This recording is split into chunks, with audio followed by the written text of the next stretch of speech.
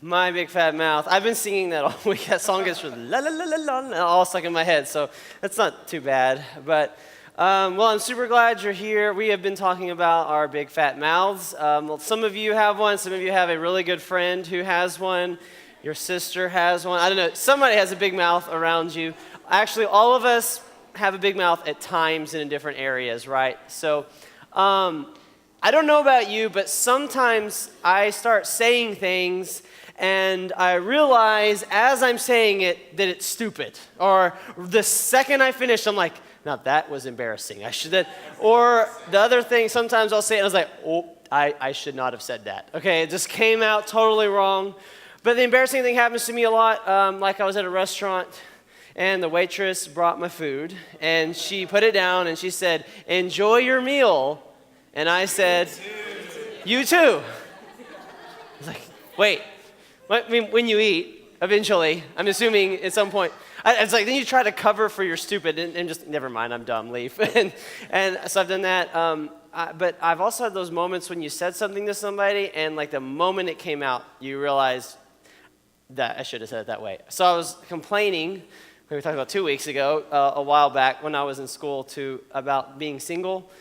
So it was a long time ago, and I was just complaining, and just because I was tired of being single, and it felt like I could never find anybody, and some of you are like, I relate, and I was just frustrated with it, and so I'm venting to this friend of mine that was a girl, and I was just talking to her about, oh yeah, I just have been forever since I've dated, and then these words came out of my mouth, okay, and I said, it's just frustrating because I don't know any pretty girl. And as I'm saying girls, I'm like, I just called her ugly.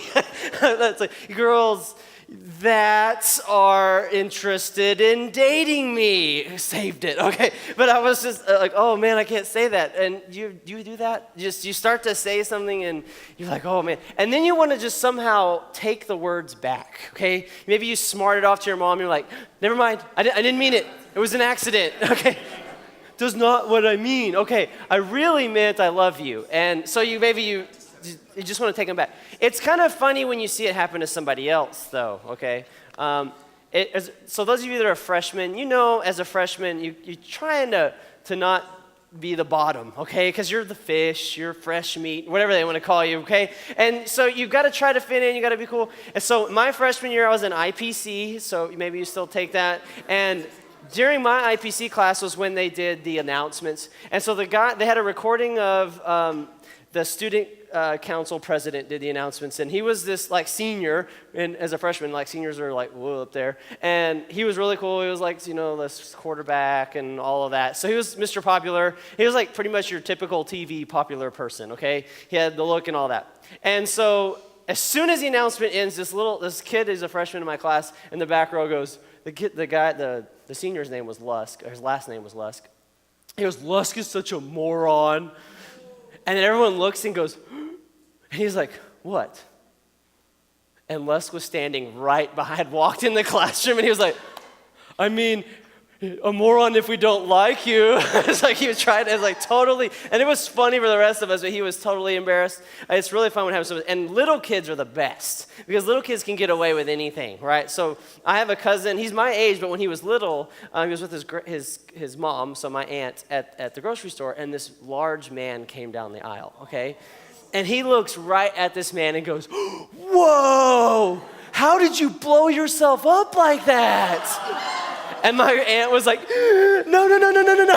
Like, you just want to put the words back in, take them out like it didn't happen, but you can't because once words are out there, they're out there, right? And so I don't know if you've had one of those where you said it and you wish you could take it back, but we've all done silly things and done stupid things with our words, okay?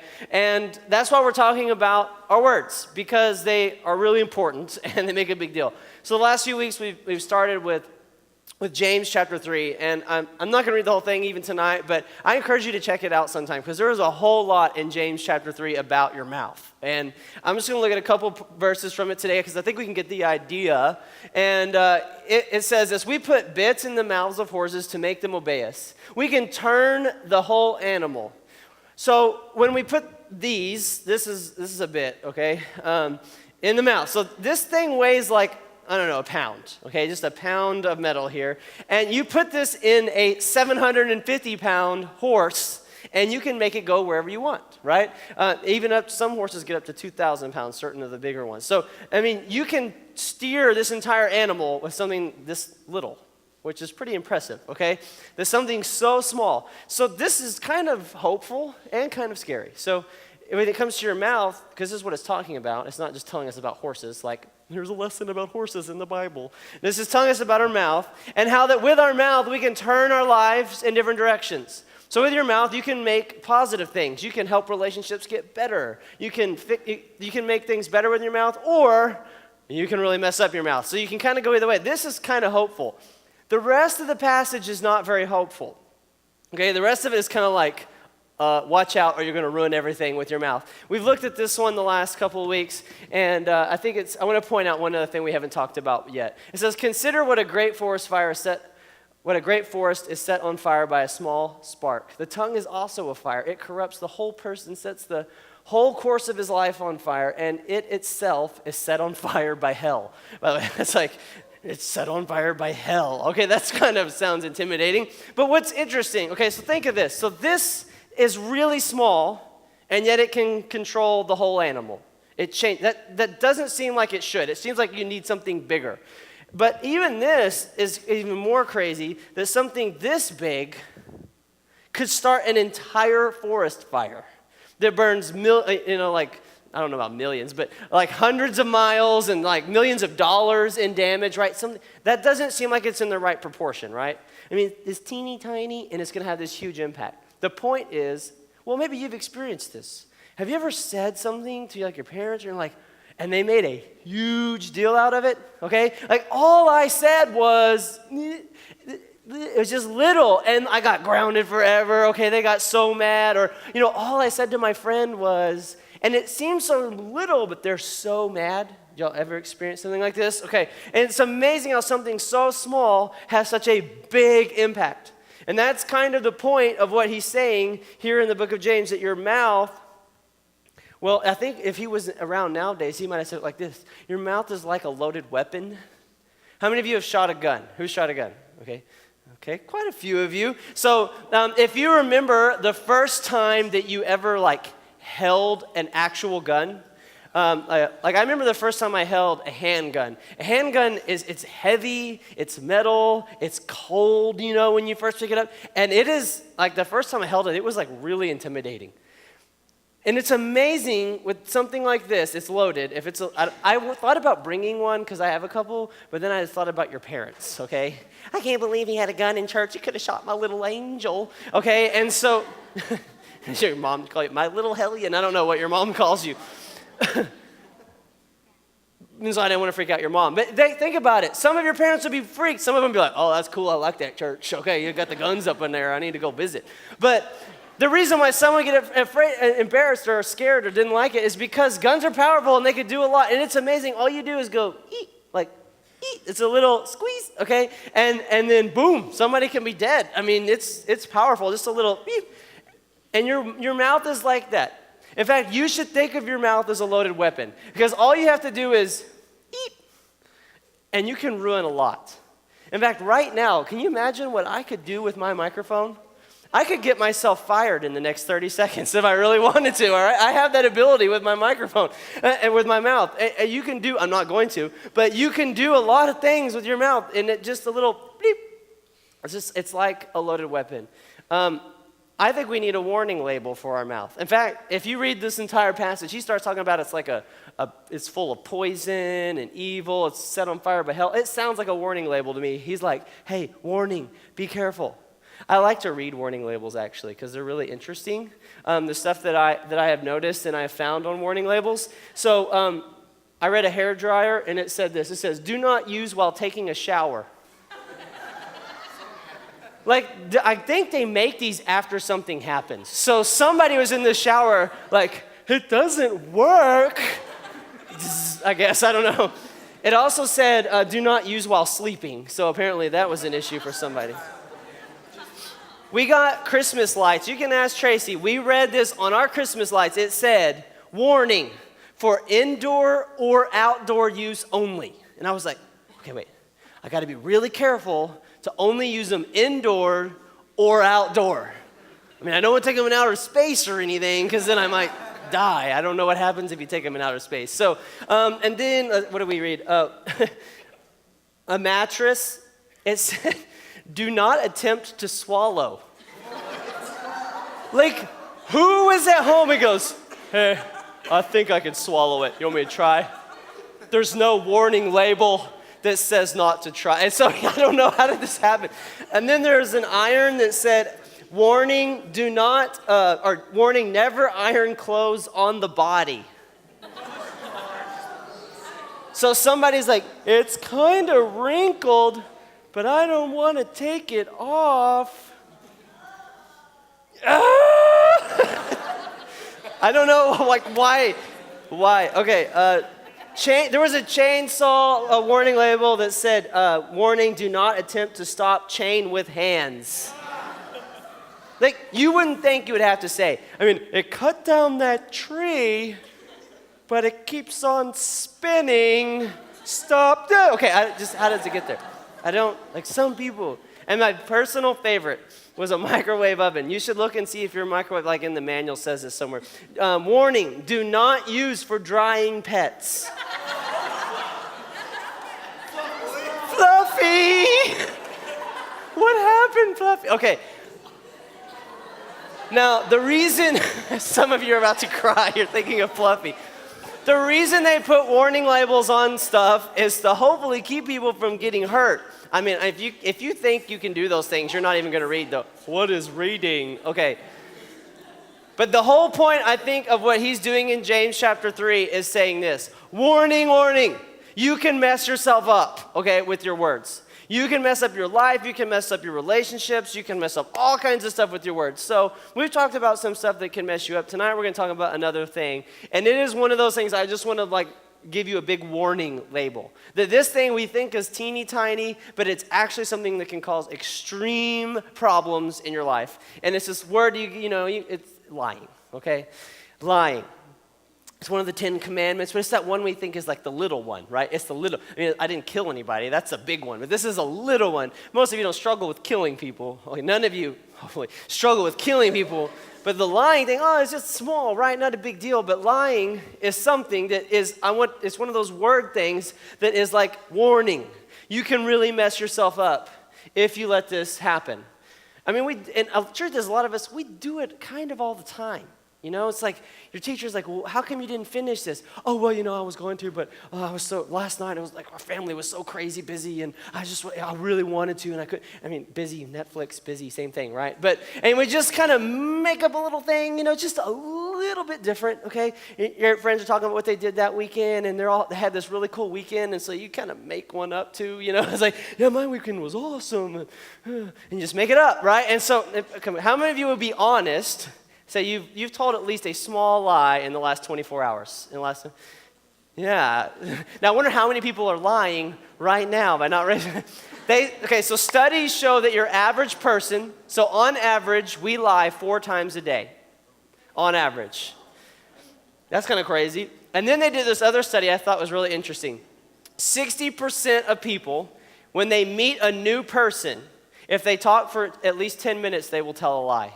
So whenever we meet new people and we talk to them for a few minutes, we make something up along the way just to make ourselves look better, to sound better, whatever it is. But 60% of us make stuff up in the first 10 minutes of meeting somebody new. That's crazy. So lying is kind of a common thing, and it's not even really thought of as a bad thing as long as it doesn't hurt you. And so we want to understand it a little bit. So before we talk about it much more, I want to show you a couple of things of what it says in the Bible about lying. So how God feels about lying, maybe, how it affects us. So let me just show you a couple things about lying. In Proverbs 12:22, it says this: the Lord detests lying lips, but he delights in men who are truthful. He detests them. Another thing, the way they could have said that is that it disgusts him. Have you ever seen something that is disgusting and how that makes you feel? Okay, yes. So a couple weeks ago, the stomach virus was going around. Some of you experienced it firsthand maybe. And so someone here at the church on Sunday morning threw up in the sink, right? And because they couldn't help it. And I understand. I mean, when it comes, it comes. But the problem was it was kind of chunky, and so it didn't drain. So it was just standing in the sink. And, well, I'm on staff, and the other staff members were busy. So it was my job, right? And so, I'm sitting there with my gloves, like, scooping out and the whole time I'm doing it, I'm just like, I can do it. I cannot throw up. And so it was gross, okay? So let's get an image of God. He looks down and he sees us lying. Okay, I think it's a similar thing. That says disgusts him. He doesn't like it. So we get an image of how he feels about lying. I think that's a good thing. So I'm going to fast forward to the New Testament, and this is Paul and what he tells us to do. He says, put on your new nature, created to be like God. When you become a believer, you have a new nature, a new way you act, a new way you behave, truly righteous and holy. So stop telling lies. Let us tell our neighbors the truth. He's like, hey guys, you got to stop telling lies. You have a new nature, you're a new person, and we're not going to talk that way anymore, is what he's telling those people. Now, I heard a preacher was talking about lying, and so he said it like this. He said, you may never be more like the devil than when you're telling lies. Except he was like, you know those like growly type preachers? You know, have you ever heard one? You know, maybe I used to go to church, so they kind of had one. So he was one of those. So he was like, you may never, okay, be like the devil, okay, when you're telling lies. I can't do it, but it was really cool when he did it, so we'll just imagine. You may never be more like the devil than when you're telling lies. And the reason he did it is because one day, where he said that, one time Jesus was teaching about the devil, or he was telling some people about the devil and how he is. And look what he says about the devil. So this is Jesus talking about the devil, and he says, for there is no truth in him, talking about the devil. When he lies, he speaks his native language, for he is a liar and the father of lies. So my native language is English. Claudia's native language is Spanish. Matt, Portuguese, okay? I don't know if it's his native, but he speaks it. The devil lies. That's my language, lies. And so that's what he does. That's what he naturally speaks, is lies. And so when we lie, we're speaking his language. That's kind of an interesting way maybe to think about it. So anytime that we're telling lies, we're speaking the language of the devil. Lying is actually the opposite of what God does, if you think about it. Because the Bible says he cannot lie. God doesn't lie. And so when we're lying, we're doing the opposite of him. Now, most of the time when we lie, we're doing it for various reasons. One of the big ones is to keep ourselves out of trouble. In other words, we've done something wrong, and now we want to keep ourselves from getting caught. So we're going to do more wrong in order to not get in trouble for the wrong that we've already done, right? When I was a band director, I brought my lunch to school every day because we were too busy to go get lunch. And in my lunch, I had my microwave thing and Dr. Pepper and one of these, fudge rounds. They're delicious, okay? And every day I would have these, and I put them in my office. They came in like a little Walmart bag. I put it in my office. So one day I go in there, and I get my lunch, and my fudge round is gone. I was like, man, I forgot to put it in there. Ruined my lunch.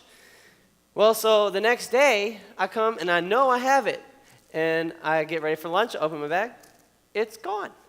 This goes on for a long period of time. I'm regularly, not every day, but regularly losing, my fudge rounds are disappearing. So one day I have an office and there's across the band hall. So there's my office and then band hall and another office. So I'm talking to another band director in her office. And I look across, and right when I look over, I see this guy, and I'm going to use his real name, David. David goes into my office. He's a trombone player, low brass. And he looks in my office, and I watch him reach in and take my fudge rounds, walk over, and go into the practice room to eat it. I'm like, oh, that's where my fudge rounds have been going. Okay, so confused. So I go, I tell the other band director, I just saw him take my food. She was like, that's funny. She just laughed at me. So I go, I get David, and I pull him in my office. And he doesn't know why. He should know why, but he doesn't know I saw him. And so I sit him down, and I said, David, did you take my fudge round?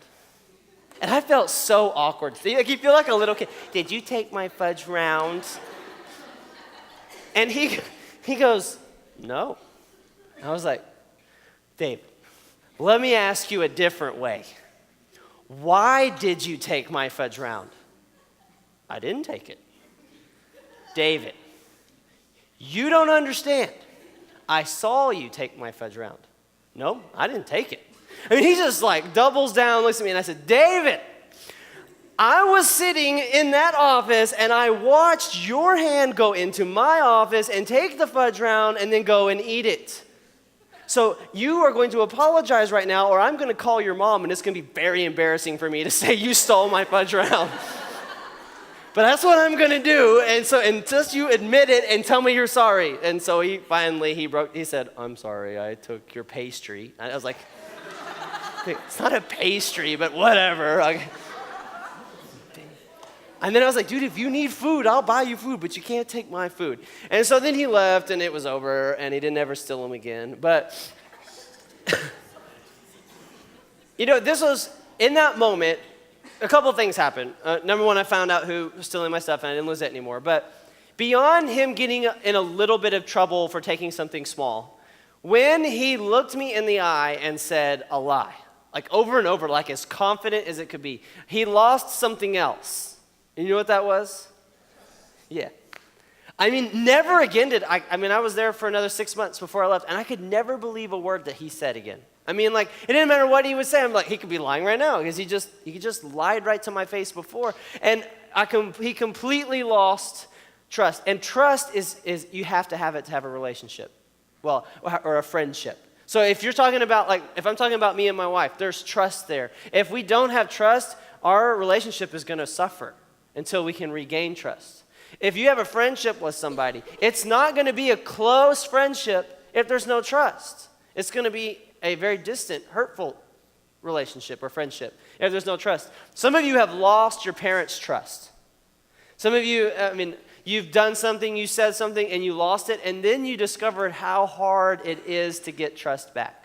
Because you lie about something, and you say, oh, I'm going to do this, and then you go do something else instead. Now you get caught and all that. And then the next time you want to do something, for example, let's say, hey, can I go to this person's house? They're like, no. Why not? It's like, well, I don't know that's where you're going. I can't trust you. Like, but I promise, I really am. And in your mind, you've moved on from the last thing. You're not going to lie again. But what you're discovering is that trust is it comes back to this. Think about this. So I lied. It was teeny tiny. I started a fire. If I lit these trees back here on fire, okay, and I burned most of them down, burned them all down, okay, they will grow back. Well, not exactly the same trees, but there will eventually be woods back there again. But there won't be tomorrow or the next day or a week or a month. It's going to take years for those trees to grow back, isn't it? All because of a little spark, a little lie. You can burn down trust. And you know what? Sometimes it takes weeks, months, years, and sometimes you can do damage with a lie that can never be repaired in a relationship. Now that's a big spark. That's something to think about. And how important it is. And then you got to live with your parents for the next few years who don't trust you because you broke trust by telling a lie. So Jesus weighs in on this, and he says, I absolutely love this verse. And it is something that I have tried to live my life by, and I think it's something that I hope that you remember it, and it's something you can live by. He said this, simply let your yes be yes, and your no, no. Anything beyond this comes from the evil one. Simply let your yes be yes, and your no, no. Now, before this, he's talking about swearing and promising. You know how we do that? Like when we really want somebody to believe us, we're like, I promise. When I was in school, we did a pinky swear. Did y'all do it? And if you pinky swear, you definitely weren't lying. And then my one friend was like, you have to kiss it. And so you had to kiss your finger and kiss her finger. And if you didn't do that, then, okay. So, but we got to do all this to prove that we're telling the truth. Jesus says, wait. Just let your yes be yes and your no, no.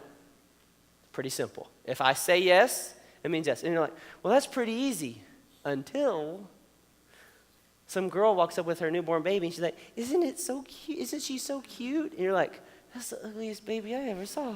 Have you ever seen ugly babies? Some of them are ugly. And you're like, it's cute. Like a cricket is cute. I mean, a baby cricket's kind of cute, right? Okay, it's like, how can I say this without like lying? And like suddenly it's hard. Could you ever, I mean, maybe you've never seen an ugly baby. When you get married someday and your spouse comes in, guys, and she says, does this make me look fat? I mean, there's no other answer other than no, right? I mean, it's easy until, I'm kind of making a joke about it, but we read this and it's like, okay, I can let my yes be yes and my no, no, but then all of a sudden it becomes hard. It becomes hard when, I need to make somebody feel better. Because if I tell them the truth, it's going to hurt their feelings, right? Well, think about it like this. Let me just put it from my perspective. I don't want somebody to lie to me just to make me feel better. So if I get a really bad haircut, I get a new style. I haven't got a new style since 9th grade, so maybe it's coming soon. I don't know. That was 1999. All right, so that was a long time ago. I haven't had a new haircut since 99. Most of you weren't even born. So maybe it's time for new. I get a new haircut, and I come home, and my wife is like, oh my gosh, that's ugly, okay? I don't want her to say, I like it, and then think I'm ugly for the next, however many more years until I get another new hairstyle. That wouldn't be right. Now, I also wouldn't want her to go, oh my gosh, puke, right? I wouldn't want her to do that. There's a loving way, but I don't want people to your encouragement to me be a lie. I would rather you encourage me on something that is true and maybe help me through things that I need in a loving way. That's the thing. I'm not proposing we start being mean to people. We talked about criticizing last week, okay? So we do maybe to make others feel better, but we also do it to make ourselves look better. I mean, I had a friend in high school. It didn't matter what story I told, he'd done something better. Have you ever had one of those people in your life? It's like, oh man, I went skiing. Yeah, it was awesome. I went to Colorado. I was like, yeah, well, I went to Canada and skied on the bigger mountain. I mean, it didn't matter what it was. He always had something. My dad bought a snow hill. I don't know. It was ridiculous. He just everything I did, he had a better story. And we do that. Sometimes we lie to make ourselves look better. We make up a reason why we didn't do something to make ourselves look better.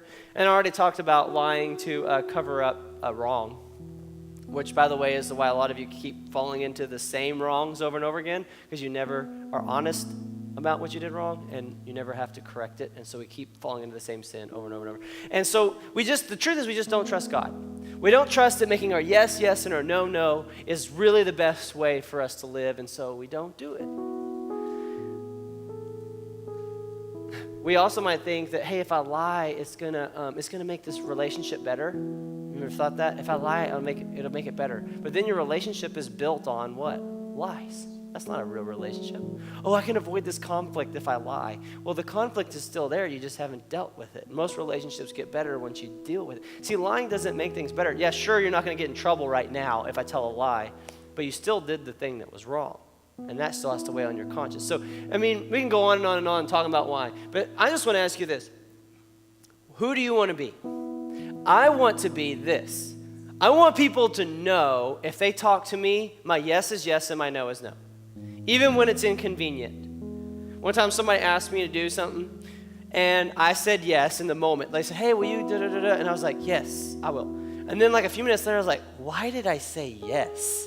And then I immediately started thinking of how I could get out of it. Ooh, I could say that, and this came up, and da-da-da-da. And then I thought, but I said yes.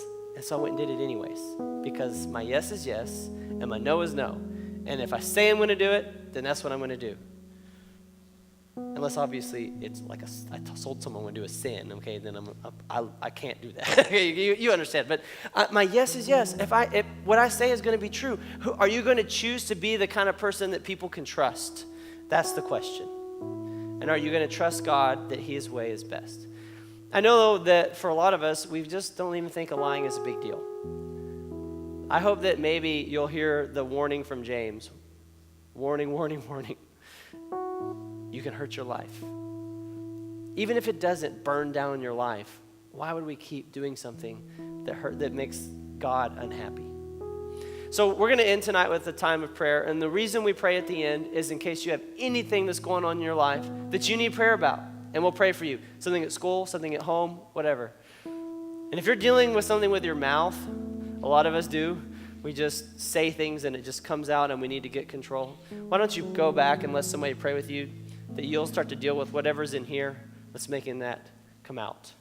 I'm going to pray over you. When I say amen, we'll stand and we'll have a short time of prayer. Father, I thank you that you love us and that you've taught us how to live.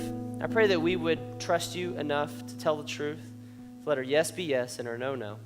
And I thank you for it in Jesus' name. Amen.